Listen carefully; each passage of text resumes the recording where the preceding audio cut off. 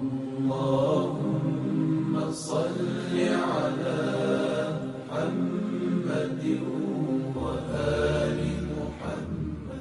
اعوذ باللہ من الشیطان الرجیم، بسم اللہ الرحمن الرحیم۔ امام حسن عسکری علیہ السلام۔ امام حسن عسکری علیہ السلام ہمارے 11ویں امام ہیں۔ آپ علیہ السلام کا مشہور لقب ذکی ہے، جس کے معنی ہے پاک و پاکیزہ، لیکن آپ علیہ السلام کو عسکری بھی کہا جاتا ہے۔ عسکر عربی زبان سے نکلا ہے، جس کے معنی ہے فوجی کیمپ یا چھاونی، اور چونکہ آپ علیہ السلام سامراہ میں رہتے تھے جو کہ ایک فوجی چھاونی تھی، لہٰذا آپ علیہ السلام کا لقب عسکری مشہور ہوا۔ امام حسن عسکری علیہ السلام اپنے والد کے دور میں، امام حسن عسکری علیہ السلام نے اپنی زندگی کا بیشتر حصہ اپنے والد امام علی نقی علیہ السلام کے زیر سایہ بسر کیا، حتیٰ کہ آپ علیہ السلام سفر میں بھی اپنے بابا کے ساتھ ہوتے تھے۔ جب آپ علیہ السلام اپنے بابا کے ساتھ سامراہ میں رہائش پذیر تھے تو تمام تر سختیوں کے باوجود جلد ہی آپ اپنے علم اور اپنے کردار کی وجہ سے لوگوں میں انتہائی مقبول ہو گئے۔ امام حسن عسکری علیہ السلام کا صبر۔ امام حسن عسکری علیہ السلام انتہا کی صبر کرنے والے تھے۔ آپ علیہ السلام ہمیشہ اپنے غصے کو ضبط کر لیا کرتے تھے، اور جو کوئی بھی آپ علیہ السلام کے ساتھ ناروا رویہ رکھتا، آپ علیہ السلام اس کا جواب انتہائی رحمدلی سے دیا کرتے تھے اور اسے معاف کر دیا کرتے تھے۔ الکندی۔ اس دور کے حکمران اور لوگ الکندی کو انتہائی عظیم فلاسفر گردانتے تھے۔ الکندی نے ایک کتاب ترتیب دینا شروع کی جس میں قرآن کریم کی معاذ اللہ مخالفت کی اور قرآن کریم میں معاذ اللہ غلطیاں ڈھونڈ کر ان کی نشاندہی کرنے کی کوشش کی۔ ایک دن الکندی کا ایک شاگرد سامراہ آیا اور اس کی ملاقات امام حسن عسکری علیہ السلام سے ہوئی۔ امام علیہ السلام نے اس سے دریافت کیا، کیا تم لوگوں میں سے کوئی بھی ایسا نہیں ہے جو اپنے استاد الکندی کی غلطیوں کی اور قرآن کریم کے بارے میں اس کے غلط نظریات کی تصحیح کر سکے؟ شاگرد نے جواب دیا کہ میں اپنے استاد الکندی سے بحث نہیں کر سکتا۔ امام علیہ السلام نے اس کو چند سوال لکھ کر دیے کہ واپس جا کر اپنے استاد الکندی سے پوچھے۔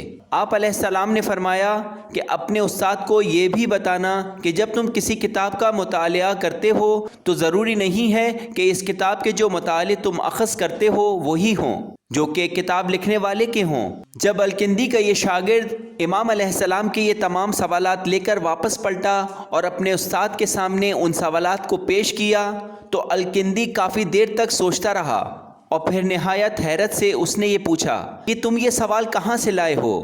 پہلے تو شاگرد نے کہا کہ میں نے خود سوچے ہیں، لیکن الکندی نے یہ ماننے سے انکار کر دیا اور کہا کہ تم ایسے سوالات سوچنے کی صلاحیت نہیں رکھتے۔ اور جب شاگرد نے یہ تسلیم کر لیا کہ یہ سوال امام حسن عسکری علیہ السلام نے کیے ہیں تو استاد نے کہا کہ ہاں، تم نے اب سچ کہا، یقیناً اسی گھرانے کا کوئی فرد ایسا سوال کر سکتا ہے۔ پھر الکندی نے وہ کتاب جو لکھ رہا تھا جلا دی، کیونکہ اس کے پاس کوئی ثبوت نہیں تھا۔ عباسی خلیفہ امام حسن عسکری علیہ السلام پر نہایت سختیاں رکھتے تھے، کیونکہ انہوں نے سنا تھا کہ آپ علیہ السلام کا فرزند ہی مہدی زمان ہوگا۔ اس انتہائی مشکل صورتحال میں امام حسن عسکری علیہ السلام کو ایک طرف اپنے فرزند کو بنی عباس سے چھپانا تھا تو دوسری طرف شیعان علی علیہ السلام کو ان کی ولادت کی خبر بھی دینی تھی۔ امام حسن عسکری علیہ السلام کو مستقل قید و بند میں رکھا جاتا اور آپ علیہ السلام کی خصوصی نگرانی کی جاتی تھی۔ جب امام حسن عسکری علیہ السلام کو رہا کیا گیا تو اس وقت بنی عباس آپس میں خلافت کی جنگ لڑنے میں مصروف تھے، اور یک کے بعد دیگرے خلیفہ آتے اور انہیں قتل کر دیا جاتا اور نیا خلیفہ تخت نشین ہو جاتا۔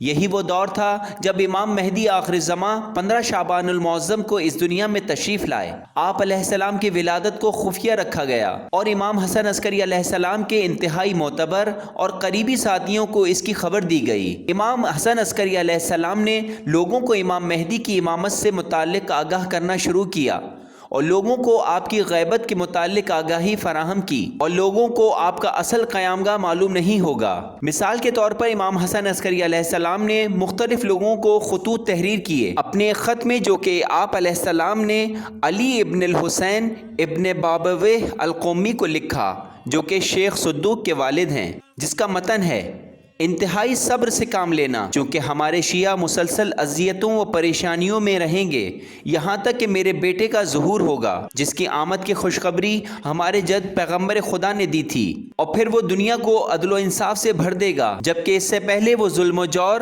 و بربریت سے بھری ہوگی۔ امام مہدی علیہ السلام اللہ تبارک و تعالیٰ کا ایک عظیم معجزہ ہیں۔ اللہ تبارک و تعالیٰ نے آپ علیہ السلام کی ولادت کو اسی طرح پوشیدہ رکھا جس طرح نبی حضرت موسیٰ علیہ السلام کی ولادت کو پوشیدہ رکھا تھا۔ اس وقت کے ظالم بادشاہ نے امام علیہ السلام کے گھر کی نگرانی شروع کر دی۔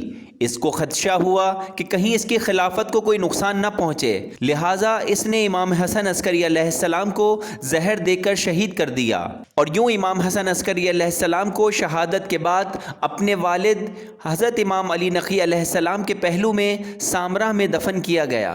امام مہدی علیہ السلام کے چچا جعفر کذاب، جو کہ بعض مورخین کے مطابق بعد میں جعفر تواب کے نام سے مشہور ہوئے، آگے آئے تاکہ امام حسن عسکری علیہ السلام کی نماز جنازہ پڑھائی جا سکے۔ اس موقع پر امام مہدی علیہ السلام ظاہر ہوئے اور اپنے چچا سے فرمایا، میں اپنے والد کی نماز جنازہ پڑھانے کا زیادہ اہل ہوں۔ نماز جنازہ کے اختتام پر لوگوں کو معلوم ہوا کہ امام مہدی 12ویں امام ہیں۔ نماز جنازہ اور تدفین کے بعد امام مہدی علیہ السلام عام لوگوں کی نظروں سے اوجھل ہو گئے، اور صرف حقیقی مومن اور امام کے سچے جانثار آپ کو دیکھ سکتے تھے۔ یہ غیبت صغریٰ کا آغاز تھا۔ عباسی خلیفہ امام مہدی علیہ السلام سے اس قدر خوفزدہ تھا کہ اس نے امام کو ڈھونڈنے کے لیے امام حسن عسکری علیہ السلام کے گھر کا محاصرہ کرنے کے ساتھ ساتھ پڑوس کے بھی چند گھروں کا محاصرہ کروا دیا۔